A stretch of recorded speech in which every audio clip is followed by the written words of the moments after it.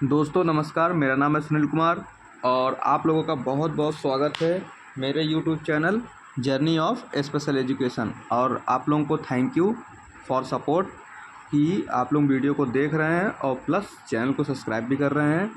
और ऐसे ही सपोर्ट बनाए रहिए और हम भी ऐसे ही मेहनत करते रहेंगे आप लोगों के लिए और अपना बेस्ट देने का कोशिश करेंगे। और ये भी बताना चाहेंगे कि अभी तक इंट्रोडक्शन टू डिसेबिलिटी का 2 क्वेश्चन अपलोड हो चुका है और तीसरा क्वेश्चन है, तीसरा वीडियो है ये। और ये लास्ट वीडियो है क्योंकि लगभग सारा टॉपिक कवर हो चुका है, इसलिए ये लास्ट वीडियो है। और इसके बाद नेक्स्ट पेपर का तैयारी होगा, जो आने वाला नेक्स्ट पेपर है उसकी तैयारी होगी। 6 तारीख को आपका पहला पेपर है, उसके बाद 7 तारीख को छुट्टी, 8 तारीख को नेक्स्ट पेपर है, तो उसके बाद उसकी तैयारी होगी। तो चलिए वीडियो को स्टार्ट करते हैं। और इसमें देख लीजिए, मतलब विजुअली इम्पेयरमेंट की बात कर रहा है कि मतलब दृष्टिबाधित का अर्थ। तो इसमें क्या होता है, जो व्यक्ति या बच्चा जो होता है वो कुछ भी देख नहीं पाता है, मतलब जो भी उसके सामने है वो देखने में वो असमर्थ होता है या नहीं देख पाता है, तो उसको हम क्या कहते हैं, विजुअली इम्पेयरमेंट कहते हैं। अब इसमें इसका मतलब जो टाइप्स होता है, विजुअली इम्पेयरमेंट का टाइप्स होता है, निकट दृष्टि दोष होता है, दूर दृष्टि दोष होता है, जरा दृष्टि दोष होता है, और अबिंदुकता दोष होता है। इसमें क्या हॉरिजेंटल और वर्टिकल का सिस्टम होता है, मतलब उसमें धुंधला दिखाई देता है इसमें। और फिर इसके बाद होता है रंगों की, मतलब जो रंगों का पहचान करने का जो प्रॉब्लम होता है वो भी इसी में है। तो 1 बाय 1 डिस्कस करेंगे। चलिए पहला डिस्कस कर लेते हैं। ये है निकट दृष्टि दोष। इसमें क्या होता है, बच्चे को पास की वस्तु तो दिखाई देती है लेकिन जो निश्चित दूरी की वस्तुएं होती हैं वो दिखाई नहीं देती हैं, मतलब जो लगभग होता है, जो उसके थोड़ा सा जो मतलब कुछ दूरी, मान लीजिए कुछ दूरी जो होती है उस पर दिखाई नहीं देता है। तो ये अपना हो गया निकट। मतलब इंग्लिश में लिखा है, जिसको इंग्लिश में पढ़ना होगा इंग्लिश में पढ़ लेगा, हिंदी में पढ़ना होगा तो आराम से हिंदी में पढ़ लेगा, नो प्रॉब्लम। और फिर उसके बाद है अपना दूर दृष्टि दोष। दूर दृष्टि दोष में क्या होता है, दूर की वस्तु तो दिखाई देती हैं लेकिन जो पास की वस्तुएं हैं, जो पास की कोई भी चीज़ है या वस्तु है वो क्या है, वो दिखाई नहीं देती है। तो जब दूर की वस्तु दिखाई दे, दूर की चीज़ें दिखाई दें, दूर के लोग दिखाई दें और पास के लोग ना दिखाई दें, तो उस स्थिति को दूरदृष्टि दोष कहते हैं। और नंबर 3 है जरा दूर दृष्टि। इसमें क्या होता है, जब निकट और दूर ये दोनों मिक्स हो जाते हैं तब जाके जरा दृष्टि दोष होता है। प्रेसबायोपिया इसको इंग्लिश में बोलते हैं, प्रेसबायोपिया, ठीक है ना। जब निकट दृष्टि दोष और दूर दृष्टि दोष ये दोनों एक साथ हो जाए तो उसको जरा दृष्टि दोष कहते हैं। अब आगे आ गया है अभिमुखता दोष। इसमें क्या होता है कि मतलब हॉरिजेंटल और वर्टिकल में जो सामान रखा जाता है वो जब उसको देखता तो उसको धुंधला दिखाई देता है, ठीक है ना। हॉरिजेंटल मतलब क्षैतिज, हॉरिजेंटल मतलब ये जैसे लाइन नहीं होता है, ये हॉरिजेंटल हो गया, ये हॉरिजेंटल हो गया और ये वर्टिकल हो गया, ठीक।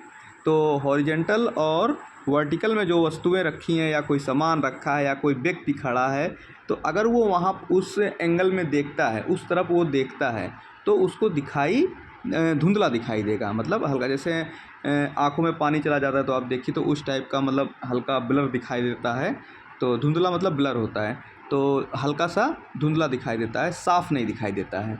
तो उस कंडीशन ये मतलब इसमें होता है, अबिंदुकता दोष में होता है। अब फिर इसके बाद नेक्स्ट में आ जाएंगे हम।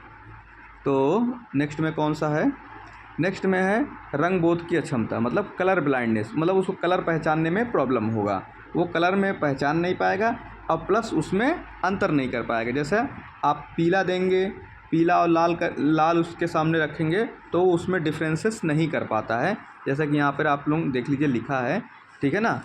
उसमें क्या इसके अंतर्गत आप लोग जानते ही हैं, जो बच्चा होता है वो कलर्स में डिफरेंसेस नहीं कर पाता है, जिसके वजह से उसको प्रॉब्लम होता है।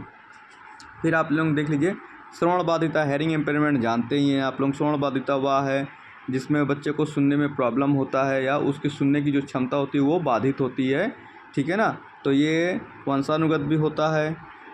कान में, अपने कान में 3 भाग होता है, outer ear, middle ear, inner ear. तो अगर इन तीनों कान में किसी भी प्रकार का प्रॉब्लम होता है तो वहाँ पर भी ये प्रॉब्लम हो सकता है। फिर इन्वायरमेंटल रीजन्स भी हो सकते हैं, मतलब जेनेटिक हो सकता है, ईयर में जो इन्फेक्शन है या अदरवाइज़ कोई और प्रॉब्लम्स है, या फिर इन्वायरमेंटल रीजन्स भी हो सकते हैं, ठीक है। तो इन तीनों कारण से हो सकता है। जैसा आप लोगों को पता ही है, आप लोगों को पार्ट ऑफ ईयर पढ़े ही हैं। पार्ट ऑफ ईयर मतलब कान का 3 भाग होता है, आउटर ईयर, मिडिल ईयर और इनर ईयर।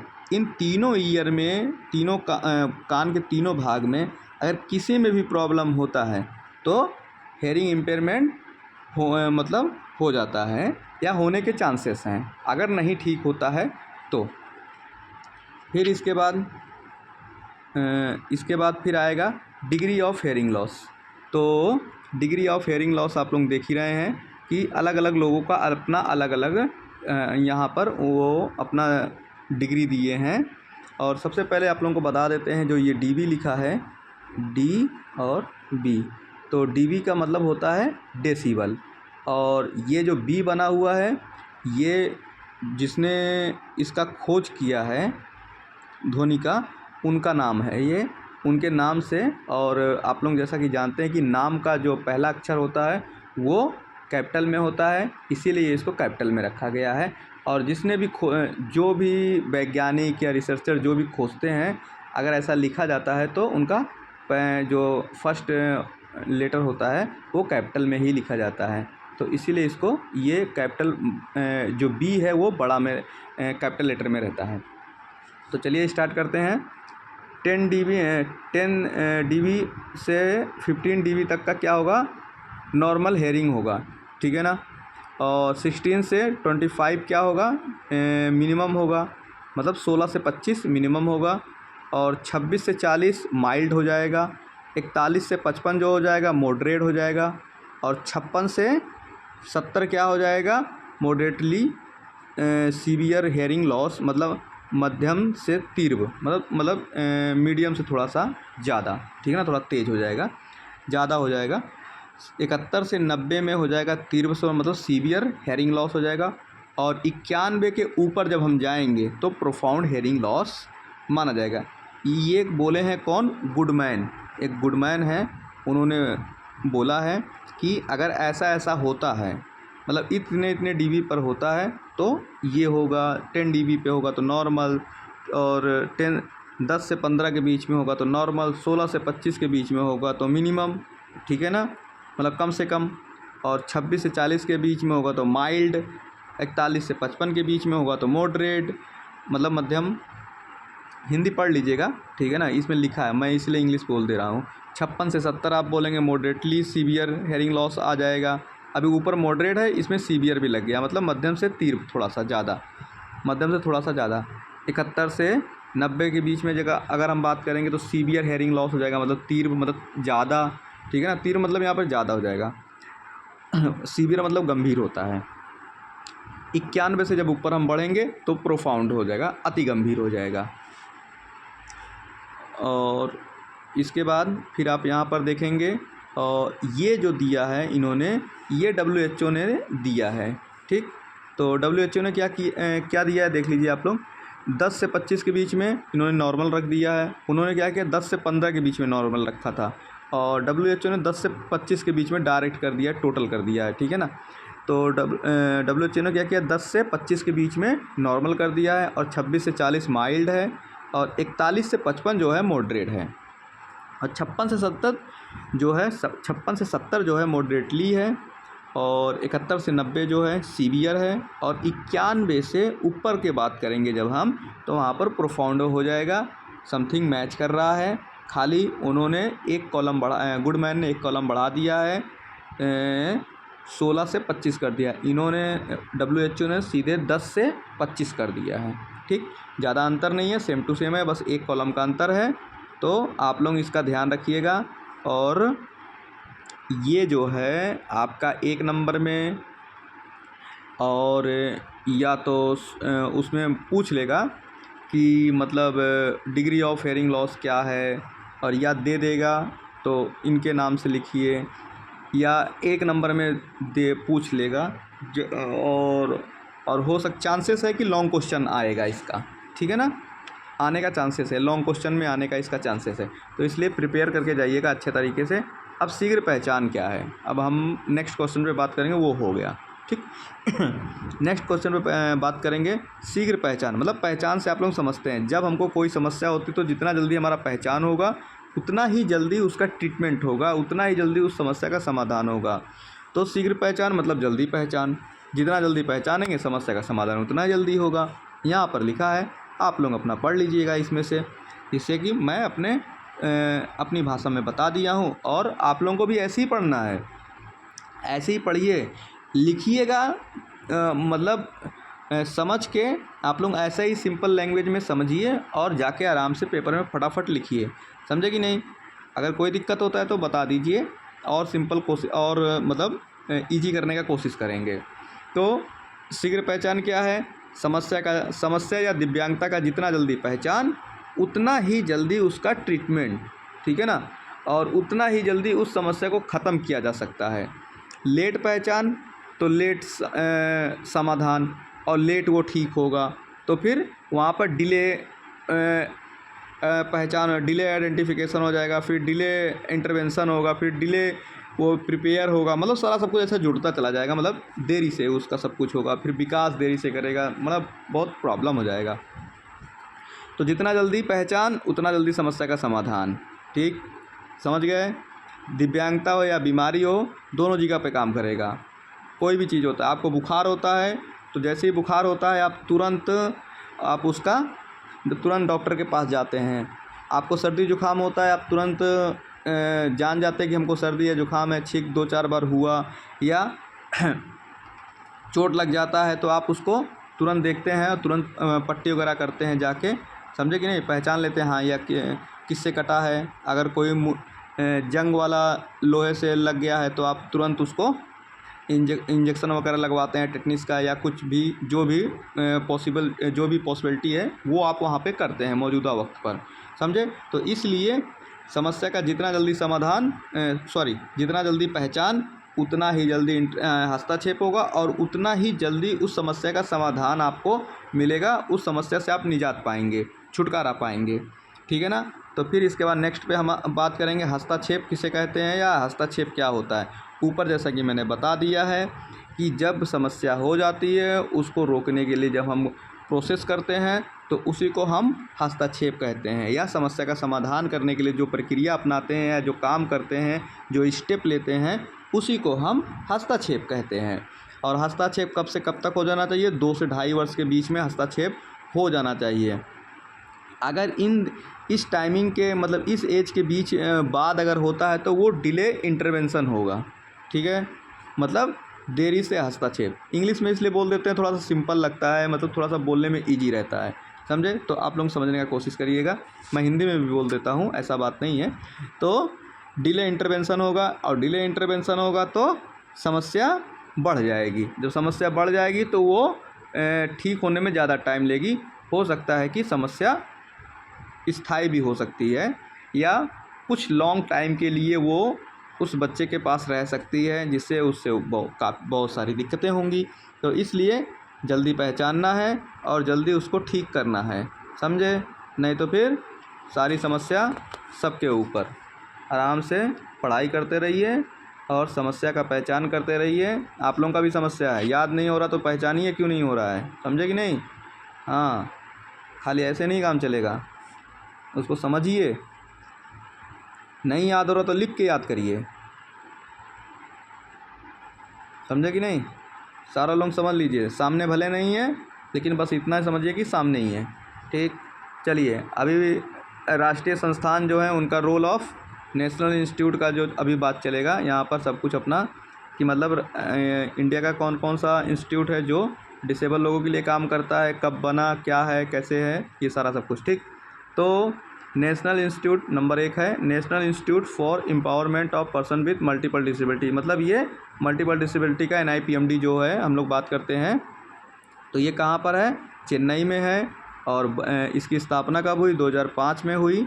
इसका उद्देश्य क्या है, उद्देश्य है शीघ्र पहचान, हस्तक्षेप, पुनर्वास, शिक्षा, मनोसामाजिक पुनर्वास, ये सारी सेवाएं ये अवेलेबल करवाती है। फिर RCI का आप लोग जानते ही हैं, RCI का सोसाइटी के रूप में 1986 में बना, संसद द्वारा पारित हुआ 92 में, और वैधानिक संस्था के रूप में जो ये स्थापित हुआ 22 जून 1993। अब तीनों में से जो पूछ ले वो लिख देना, ठीक है। तो इसलिए मैंने तीनों आपको दे दिया है, तीनों में से जो भी आपको पूछे फटाक से उठा के लिख दीजिए, बात ख़त्म, टेंशन फ्री रहने का, ठीक। क्योंकि RCI का जब भी पूछेगा इसी टाइप से पूछता है, समझे कि नहीं, टेंशन लेने का नहीं, ओनली फॉर देने का। अली और जंग national institute of speech and hearing disability, मतलब ये कहाँ पर है, मुंबई में है। स्थापना कब हुई, 9 अगस्त 1983 में। मुंबई यहाँ पे लिख दिए हैं, इसलिए यहाँ पे नहीं लिखे हैं, तो बार बार रिपीट नहीं करें, रिपीट करने का कोई ज़रूरत नहीं है, ठीक है। फिर अब आते हैं जो साइन लैंग्वेज का जो रिसर्च वगैरह का काम करते हैं उसका बात करेंगे। तो Indian sign language research and training centre, मतलब ISLRTC, ठीक। तो ये कहाँ, इसकी स्थापना कब हुई है, इसकी स्थापना 2015 सितंबर में हुआ है। और कहाँ पर हुआ है, दिल्ली में हुआ है। तो हिंदी में नीचे लिखा हुआ है, आप लोग नोट डाउन कर लीजिए, पढ़ लीजिए, समझ लीजिए, जैसे अच्छा लगे वैसे कर लीजिए। डोंट वेरी, बी हैप्पी, ठीक है ना, चिंता मत करिए, खुश रहिए। भारतीय सांकेतिक भाषा अनुसंधान एवं प्रशिक्षण केंद्र, ऊपर का हिंदी होगा, ठीक। फिर नेक्स्ट है national institute for the empowerment of person with intellectual disability, ये है NIPMD, ठीक। राष्ट्रीय बौद्धिक विकलांगता वाले व्यक्तियों के लिए सशक्तिकरण संस्थान, ये इनके लिए बनाया गया 1984 में, कहाँ पर, सिकंदराबाद में। अब फिर हम नेक्स्ट का बात करेंगे। आज ज़्यादा क्वेश्चन ले लिए हैं क्योंकि ये लास्ट क्लास है, तो इसलिए थोड़ा सा 10 क्वेश्चन लिया हूँ। फिर उसके बाद अपना आएगा BI वालों के लिए, विजुअली इम्पेयरमेंट जो स्टूडेंट्स हैं उनके लिए है। उनका संस्थान कहाँ पे है, वो देहरादून में है। तो उसका और कब बना, 1979 में इसको बनाया गया, मतलब इसकी स्थापना हुई। तो देख लीजिए, national institute for the empowerment of person with visually disability, ठीक। तो राष्ट्रीय दृष्टि विकलांग व्यक्ति सशक्तिकरण संस्थान, मतलब ये इन लोगों के लिए बनाया गया। इनसे संबंधित जो भी इनको सुविधाएं होती हैं शिक्षा से संबंधित या अदरवाइज़ और भी जो भी होता है, ये इन लोगों के लिए यहाँ पर सब कुछ अवेलेबल रहता है। फिर इसके बाद देहरादून में है, ठीक। फिर इसके बाद नेक्स्ट का बात करेंगे artificial limbs manufacturing corporation of India, ALIMCO इसको बोलते हैं। ये उत्तर प्रदेश कानपुर डिस्ट्रिक्ट में है और 1972 में इसकी स्थापना हुई थी। और ये एल्मिको जो है दिव्यांग लोगों से संबंधित जो आर्टिफिशियल लिम्स है जो बनाया जाता है, जैसे साइकिल लोग आर्टिफिशियल जो लिम्स है वो भी बनाता है। और जो डिसेबिलिटी से रिलेटेड लोग हैं उनके ज़रूरत के हिसाब से भी वो सामान बनाता है, जैसे ट्राईसाइकिल हो गया, व्हीलचेयर हो गया, बैसाखी हो गया, ये सारा सब कुछ वो मैन्युफैक्चर करते हैं। और शरीर का अंग हो गया, हाथ हो गया, पैर हो गया, कैलिपर हो गया और हेयरिंग एड वगैरह हो गया, ये सारा सब कुछ वो बनाते हैं। कुछ बाहर से भी मंगाते हैं, ये सारा सब कुछ वो मैन्युफैक्चर करते हैं वहाँ पर, ठीक है ना। तो भारतीय कृत्रिम अंग निर्माण निगम, ये कहाँ पे है, उत्तर प्रदेश राज्य है। और डिस्ट्रिक्ट कौन सा है, कानपुर। बना कब, 1972 में। अब आ जाएगा लोकोमोटर का बात करेंगे, तो लोकोमोटर का देख लीजिए, national institute for locomotor disabilities, ठीक। राष्ट्रीय गति संबंधी विकलांगता, लोकोमोटर को हिंदी में यही बोलते हैं, गामा का क्षमता भी बोल देते हैं। तो कहाँ पे है, कोलकाता में। बना कब, 1982 में। अब इसके बाद रोल ऑफ इंटरनेशनल जो संस्थान हैं उनका बात करेंगे हम लोग, ठीक है ना। तो अब इंटरनेशनल कौन कौन सा है आप देख लीजिए, यूनेस्को है, United Nation educational scientific and cultural organisation. इसकी स्थापना कब हुई है, मतलब संयुक्त राष्ट्र शैक्षिक वैज्ञानिक और सांस्कृतिक संगठन। इसकी स्थापना कब हुई है, 1945। मुख्यालय कहाँ है, पेरिस में, ठीक है ना। अभी इंटरनेशनल अभी ऊपर नेशनल हो गया, अब इंटरनेशनल चल रहा है। तो इसकी स्थापना कब हुई, 1945 में। और मुख्यालय कहाँ पे है, पेरिस में। और आप लोग इतना ध्यान रखिएगा, ये जो हम बता रहे हैं नेशनल इंटरनेशनल, ये फुल फॉर्म में भी आ सकता है और ये 1 नंबर या शॉर्ट क्वेश्चन में भी आ सकता है। तो इसलिए इसको अच्छे से पढ़ लीजिएगा, ठीक है ना। अब इसके बाद नंबर 2 चलेगा अपना UNICEF, United Nation international children's education fund. मतलब ये जो है पैसे से संबंधित है, ठीक है ना। तो ये पैसा वैसा बच्चों के लिए अपना जारी करता है, जिससे कि उन लोग को सारी व्यवस्थाएं, सारे सिस्टम अच्छे तरीके से काम कर सके। स्थापना जो हुआ है 11 दिसंबर 1946 को हुआ है। मुख्यालय कहाँ पे है, न्यूयॉर्क में है, ठीक। फिर इसके बाद WHO का बात करेंगे, वर्ल्ड हेल्थ ऑर्गेनाइजेशन, जैसा कि आप लोग ने पढ़ा है ऊपर, WHO ने डिग्री ऑफ हेयरिंग लॉस का भी दिया है, उसको ध्यान से पढ़ लीजिएगा। और WHO के अनुसार माइल्ड का क्या डिग्री है, कितना DB है, वो हमको कमेंट बॉक्स में भेजिए, जिससे कि हमको पता चले कि आप लोग पढ़ रहे हैं। WHO की स्थापना कब हुई, 7 अप्रैल 1948। मुख्यालय कहाँ पे है, जिनेवा में है, समझे। आ जाओ भाई, क्यों इतना वो ऊपर चला गया। चलो अब हम लोग पढ़ेंगे विकलांगता के कारण। विकलांगता जानते ही हैं, जो भी व्यक्ति होता है वो समान लोगों के अनुसार, समान लोगों की तरह अपने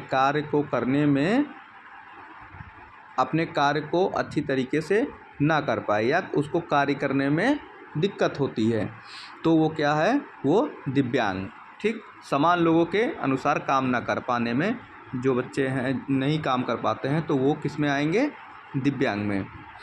अब locomotor, visually impairment, hearing impairment, ये सब क्या है, ये एज जो नॉर्मल लोग हैं उनकी अकॉर्डिंग काम नहीं कर सकते, उनको दिक्कत होता है। तो उसी के अनुसार तो कितना जो कारण है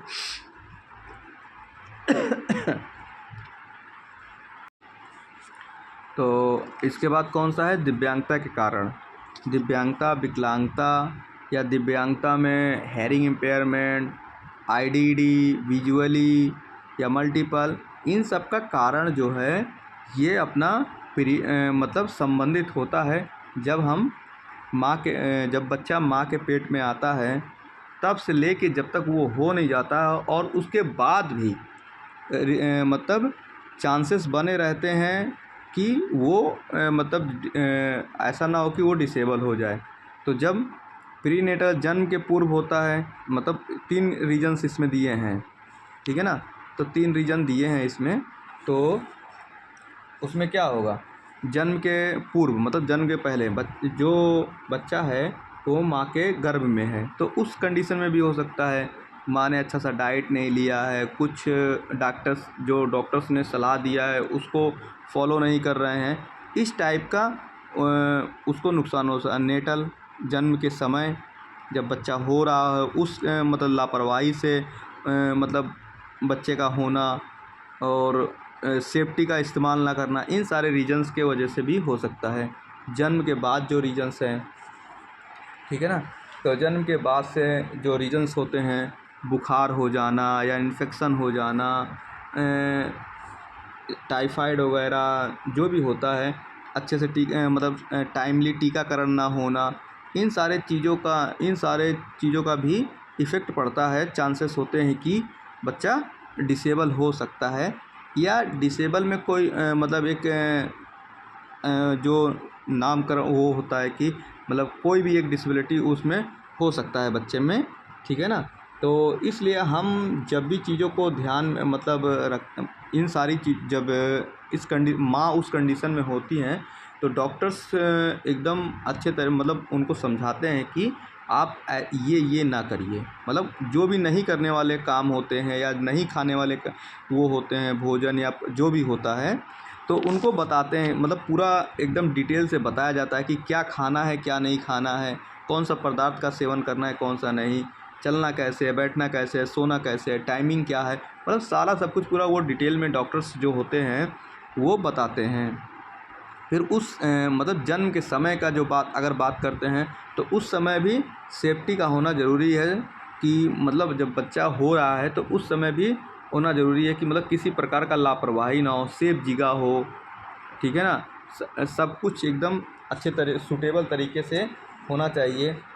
और अगर इसमें किसी तरीके का बच्चे के सर पर या कहीं पर चोट लग जाता है, सर पर चोट लग जाता है तो वो भी दिक्कत हो सकता है, या अदरवाइज़ कहीं और, या डिलीवरी में लेट हो रहा हो, इस टाइप का दिक्कत हो सकता है। या हो सकता है बच्चे को ऑक्सीजन की कमी हो गई हो। अब ऑक्सीजन का कमी हो जाएगा तो अब काफ़ी दिक्कत होता है, ठीक है ना। नॉर्मल डिलीवरी ना हो, ठीक है ना, या डिलीवरी हो रहा हो तो देरी से हो रहा हो, ठीक है ना, उसमें भी दिक्कत होता है। ये सारा बहुत सारा रीजन्स है। और जन्म के बाद का रीज़न तो हम आपको बता ही दिए हैं, बुखार वगैरह, इन्फेक्शन हो गया, टीका अच्छे से टाइमली नहीं लगना, ठीक है ना, और टाइफाइड जैसा रोग हो जाना, किसी एक्सीडेंट से चोट लग जाना, मतलब दुर्घटनाग्रस्त हो से दुर्घटना या चोट लगना, ये सारा सब रीजन्स है कि बच्चा दिव्यांग हो सकता है, ठीक है। तो ये सारे रीजन्स हैं दिव्यांग होने के। तो आप लोग इन सारी बातों को समझिए। और फिर हम स्क्रीनिंग का बात करेंगे, ठीक है ना। स्क्रीनिंग मतलब जांचना, जब जो विकास में देरी है उसको पहचान करने के लिए हम एक मानकीकृत मूल्यांकन का उपयोग करते हैं। मानकी मतलब एक पैरामीटर, स्टैंडर्डाइज्ड, जिसको इवैल्यूएशन हम लोग बोलते हैं, जो आगे के मूल्यांकन को इंगित मतलब उसको बताता है, इंडिकेट करता है, या उन छात्रों की पहचान करने का एक अच्छा व कुशल तरीका है, मतलब एकदम बेस्ट तरीका है, जो दिव्यांग हो सकते हैं या हो चुके हैं। अब हम जांच पड़ताल करेंगे तभी ना पता चलेगा कि हाँ बच्चा दिव्यांग हुआ है कि नहीं हुआ है, क्या है कैसे है। जब तक उसका जांच नहीं होगा तब तक पता नहीं चलेगा। जब पता नहीं चलेगा मतलब इसमें एक एग्जैक्ट डाटा मिलता है कि हाँ इस टाइप का बच्चा है, ये विकलांगता है, इतना है, ये मतलब एग्जैक्ट रहता है, ठीक। तो और हो चुका है या हो सकता है, ठीक। तो और उन्हें क्या है, स्क्रीनिंग की ज़रूरत पड़ती है या पड़ सकती है। अगर आप उसके स्क्रीनिंग के दायरे में आए, आप डिसेबिलिटी से इफ़ेक्टेड हुए, तो आपको स्क्रीनिंग की ज़रूरत पड़ेगी। स्क्रीनिंग की ज़रूरत पड़ेगी तो या तो आप स्टार्टिंग लेवल में हैं, या तो कुछ टाइम हो चुका है। तो बिना स्क्रीनिंग के समस्या का समाधान मतलब उसका पता ही नहीं चलेगा। जब पता नहीं चलेगा तो फिर समस्या का समाधान कैसे होगा, ठीक है ना। तो आज का वीडियो यहीं पे समाप्त होता है, और ये इंट्रोडक्शन का लास्ट वीडियो था। 10 क्वेश्चंस इसमें थे, और इससे पहले भी जो था वो तो आप लोग देख ही रहे हैं, और इसको भी देखते रहिए, इसको भी देखिए, और जिस प्रकार से आप लोग सपोर्ट दे रहे हैं उसी प्रकार से सपोर्ट देते रहिए।